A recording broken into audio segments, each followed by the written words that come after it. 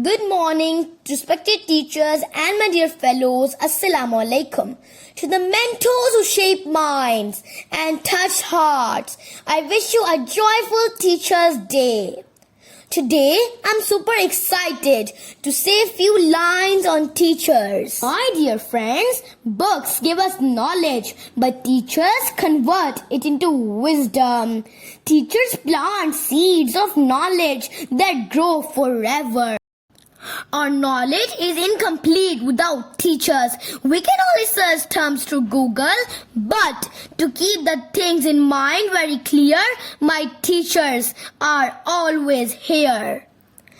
Teacher is like a mother or father. A teacher is like a candle which spread light in the whole world.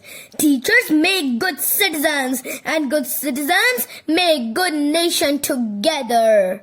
So, my dear friends, if we want to progress and want to touch the sky of success, we must listen, obey, and follow our teachers. Teachers can change lives with the right mix of chalk and challenges.